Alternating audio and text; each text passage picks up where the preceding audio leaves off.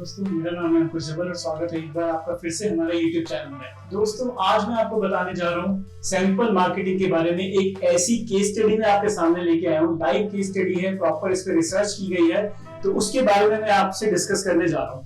अब sample marketing, सबसे पहले बात करते हैं क्या होता है। सैंपल मार्केटिंग ये होता है कि आप कोई भी कस्टमर को या अपने क्लाइंट को फ्री सैंपल्स दे रहे हो, तो उसके बदले आप एक्सपेक्ट कर रहे हो कि वो सैंपल देखेगा और पसंद करेगा और आपको रिप्लाई करेगा। लेकिन अक्सर जो है इसमें भी एक स्ट्रैटेजी आपको फॉलो करनी पड़ती है। तो वो स्ट्रैटेजी क्या है वो मैं आपको आज बताता हूँ। एक लड़के का एग्जांपल मैं आपको बताऊंगा कि उसने अपने इस सैंपल मार्केटिंग के जरिए अपने बिजनेस को कैसे ग्रो करा। दोस्तों, उसका खुद का जो बिजनेस था वो ड्राई फ्रूट्स का था, काजू बादाम में वो बहुत अच्छे स्केल पे डील करते थे, लेकिन वो संतुष्ट नहीं था, सेटिस्फाई नहीं था अपने काम से। उसको था कि कुछ लाइफ में बड़ा अचीव करना है, कुछ नया करना है। दुकानदारी तो मैं कर ही रहा हूँ, मेरे साथ में मेरे पापा भी कर रहे हैं, लेकिन कुछ यूनिक, कुछ डिफरेंट क्या किया जा सकता है।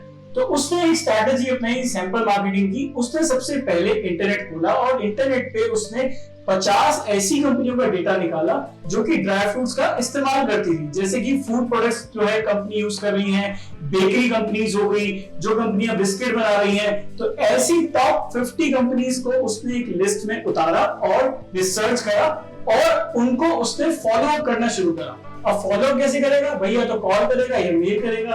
अब उसने पहले प्रोसेस तो मेल के थ्रू करा, मेल उसने करी, लेकिन मेल से उसको कोई खास रिस्पॉन्स नहीं आया। फिर सेकंड स्टेप उसने क्या लिया?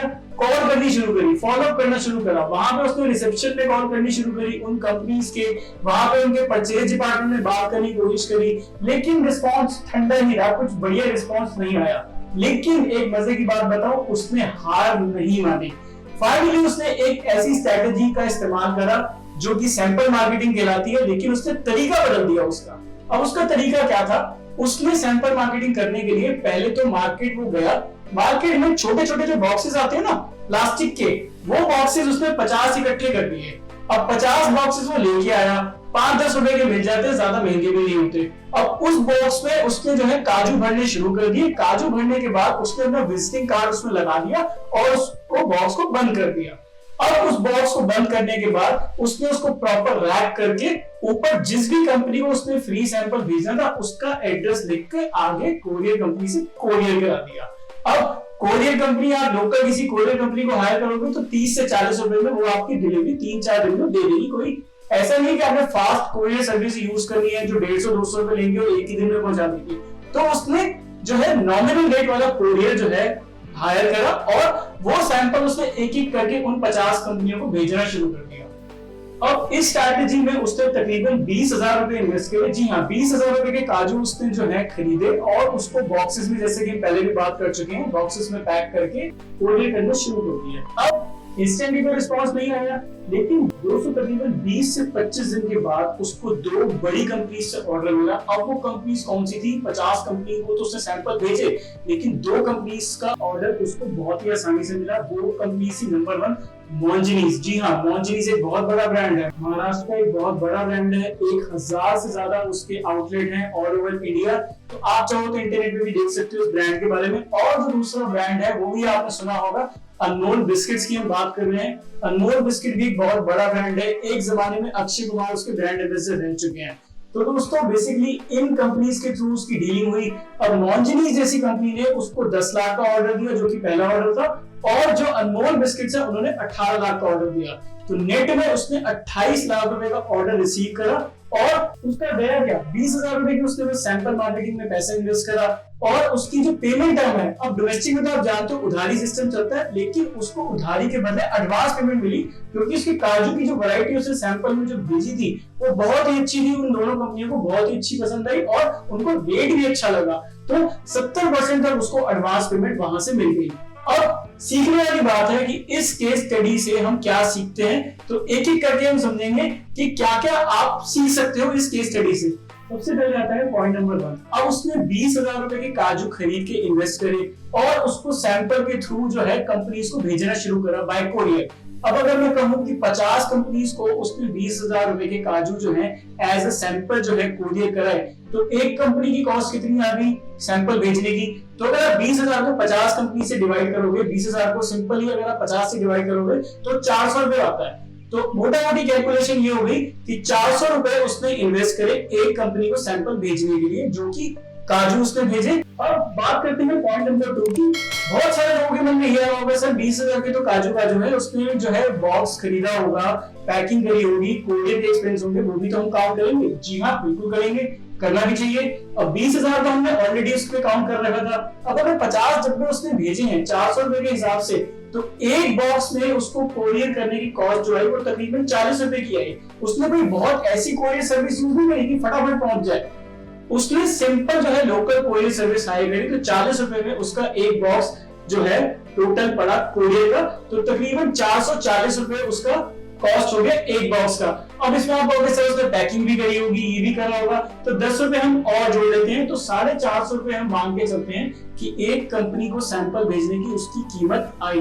अब 50 कंपनी को उसने भेजा है, तो आप कैलकुलेशन कर सकते हो, 450 को आप 50 से मल्टीप्लाई करोगे तो 22,500 रुपए आपके बनते हैं। और ऊपर अगर आपको लगता है कि 1,000-1,500 खर्चा वो भी जोड़ना है, तो आप वो भी जोड़ लो। अगर हम राउंड फिगर लेके चलो मान के चलते हैं कि 25,000 रुपए हैं, उसने सारी कंपनीज को जो है फ्री सैंपल मार्केटिंग कर दी और 22,500 रुपए हमने कॉस्टिंग तो निकाल ही दी है। अब ऊपर मान के चलते हैं कि थोड़ी बहुत पैकिंग या कोई भी 19-20 मिसलेनियस एक्सपेंसेस हम ले लेते हैं कि 2-3,000 रुपए के वो भी आ गए, तो हम मान के चलते हैं उसमें 25,000 रुपए इन्वेस्ट करें, 22,500 तो ऑलरेडी करा था, 2,500 के मिसलेनियस एक्सपेंसेस हम इसमें ऐड कर देते हैं, तो 25,000 रुपए इन्वेस्ट उसने कर दिए। और पॉइंट नंबर 3 बात करते हैं। पॉइंट नंबर 3 में हमने ये देखा कि 25,000 रुपए उसने इन्वेस्ट तो करे, लेकिन 28 लाख रुपए का उसको ऑर्डर मिला। अब बहुत सारे लोगों के मन में डाउट होगा सर 28 लाख में उसका प्रॉफिट मार्जिन कितना था। अब उसका प्रॉफिट मार्जिन मैं आपको बताने जा रहा हूँ, 20% उसने प्रॉफिट मार्जिन अपना चार्ज करा था। अब अगर 28 लाख का 20% हम कैलकुलेट करें तो वो होता है 5,60,000 रुपए। अब ये तो हो गया उसका नेट प्रॉफिट। अब हम खर्चा भी तो लेस करेंगे ना, 5,60,000 में से हमने 25,000 उसका लेस कर दिया, जो हमने पॉइंट नंबर 2 में डिस्कस करा, जिसमें सारे खर्चे थे, जिसमें आपकी काजू की कॉस्ट आ गई, पैकिंग की कॉस्ट आ गई, वो डब्बियों की कॉस्ट आ गई, कोरियर की कॉस्ट आ गई, सारे खर्चे आ गए। अब 5,60,000 में से अगर आप 25,000 लेस करोगे तो आपके हो जाते हैं 5,35,000।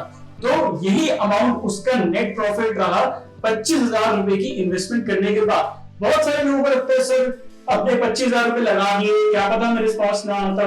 भाई अगर रिस्पॉन्स ना आता एटलीस्ट आपने ट्राई तो करा, उसने हार तो नहीं मानी। हम इस बारे में पहले भी बात कर चुके हैं। अब अगर आप ट्राई ही नहीं करोगे तो आगे अपने बिजनेस को कैसे ग्रो कर पाओगे। तो इस तरह की सैंपल मार्केटिंग करके उसने बहुत मोटा प्रॉफिट कमाया। तो आप भी ये ट्राई कर सकते हो। आपको करना क्या है, अपने इंडस्ट्रीज के डेटा उठाने हैं, 50 डेटा उठा लो, 100 डेटा उठा लो, और अगर आप कोई ऐसा प्रोडक्ट बेच रहे हो जिसको फ्री में सैंपल मार्केटिंग के थ्रू उन तक पहुंचा सकते हो तो पहुंचाओ ना यार।